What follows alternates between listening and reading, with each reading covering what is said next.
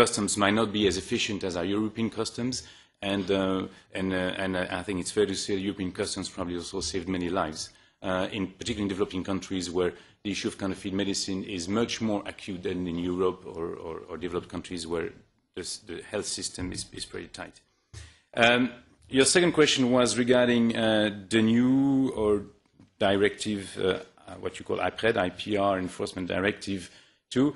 This is totally, I mean, it's a different agenda. I mean, clearly the member states would not allow that the debate on this directive, if there is one, because this is for Commissioner Tajani to discuss. I'm sorry, I'm not updated yet. To discuss whether they will make a proposal, but clearly there will be a proposal and presumably a debate. I say presumably because there's been one in the past in the Council and the European Parliament, and to imagine that the Commission could just sneak this discreetly with the Parliament, which we have to ratify anyway, all international agreements, including ACTA, is simply not realistic.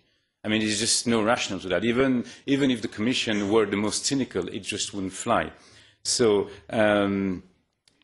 perhaps there is intention to harmonize in Europe the issue of criminal sanction, because it is a problem. You do have to realize that we don't negotiate anything with third countries on this aspect because we have no acquis. This is a ridiculous situation. We are the ones suffering from our intellectual property right being stolen by counterfeit, which are, most of the cases, are not European.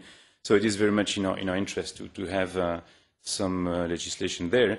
But it is not for now to do the debate. This is a debate which will have to take place with the Council, with the European Parliament, etc., and all voices can be heard.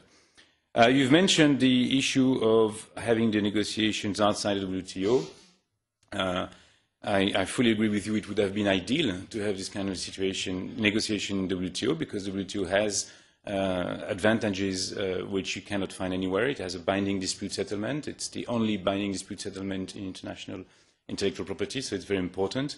The problem is, and this is the reality, and as a speaker for the EU in the WTO on this matter, I know it for a fact, that we can't even speak of existing enforcement practices.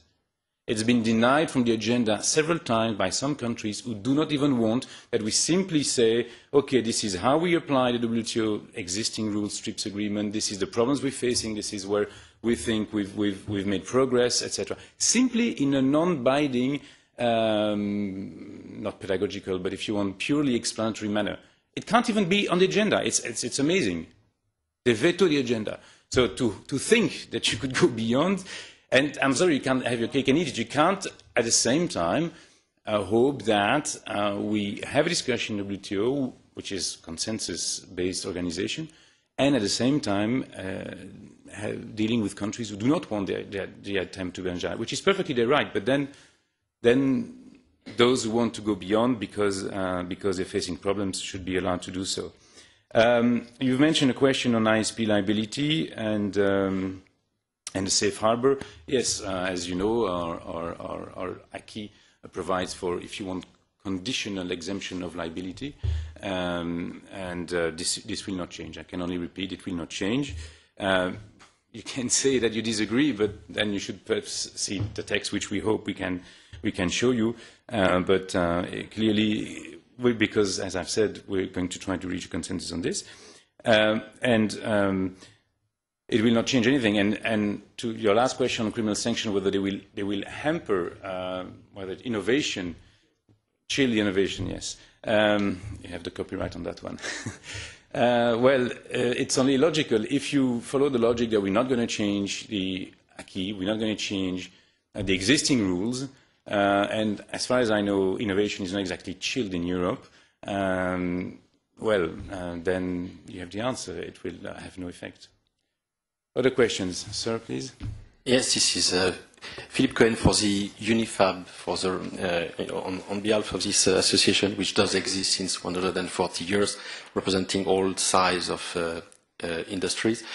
And my name is Philippe Cohen. I just wanted to share with you my surprise vis-à-vis the whole size of the emotion that has been around this debate. Emotion, why? Because there is no dual approach or binary approach between the right holders and the citizens. For us, it's really the same fight.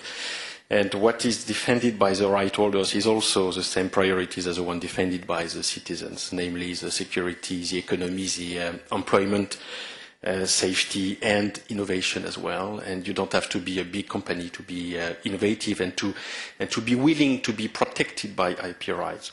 Concerning the initiative that has been summarized by Mr. Devine, I wanted to, on behalf of the UNIFAB, to salute the effort, and especially the fact that it's a worldwide approach, which is exactly what is missing in this debate since years. We have all been trying to fight to get a sense of transfrontier infringement issues, and for the first time, we have a real sense of effort at a quite large worldwide level, and that's not to be missed as an opportunity. In terms of due process, I wanted to thank you for all the reassurances that you have been able to provide on, especially on the acquis, on the non-criminalization, on the fact that it's not about trying to pursue the individuals, but really to try to harmonize much more than what has been done in the past, the rules and the regulations where we can acknowledge a lot of gaps, and the gaps are really the killers. And the last point, it's about discretion and confidentiality. Just wanted to remind you of this story that was part of the film of Mr. Orson Welles in 1955, Mr. Arkadin, where there was this very powerful king, and I'm not saying that the EU Commission is a king here, but the king says to the poet, what can I offer to you? And the poet replies, everything but your secret, meaning that secret on a temporary basis have some virtues, and I bow to those virtues, so that's what we wanted to add in this debate. Well, thank you very much. Since there's not exactly a question, I will not reply, but it's very important that we hear all views, and this meeting is also not only to ask questions, but also to express what you wish and what you would wish to have out of ACTA or not to have it, of course, for the diverging point of view. I see the lady there. Yes. Hello. Anna Hamal, University of Amsterdam. Mm-hmm. I have two questions. First, to take up on that medicine comment about health that was in your response to the previous question. If a medicine endangers health by some reason, that's already sanctioned, if I'm not mistaken. So my question is, why deal with it in the IPR's fora if there's already a guarantee, let's say, in health laws? And my second question is, I think you highlighted in your presentation that the problem is counterfeiting, piracy and commercial scale. So I think it's safe to say that. But I think that the problem is, how do you define that? Because this is by no means a fixed definition. So the scope is also a question of how you define these three terms. So I would appreciate if you could elaborate on that. Thank you.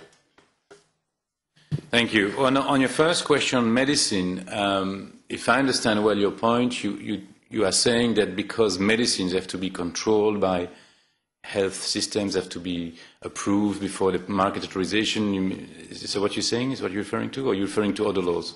No, I'm saying that if a certain medicine, or let's say if a certain action endangers public health, that's already sanctioned in other fora or in other frameworks. Why? Like what? Like it can be a crime to endanger public health, for example, through a medicine which is not proper, let's say. That is true, but the problem is that for that to happen, you need a whole chain of evidence of criminal procedure. You need to find who's put it on the market, you need, etc., etc. If you stop a counterfeit medicine at the border, before it's on the market, I mean, you establish a different type of infringement. You prevent, if you want, that medicine to arrive on the market in the case of counterfeit medicine. So I don't think, considering the magnitude of the phenomenon and the danger of the phenomenon,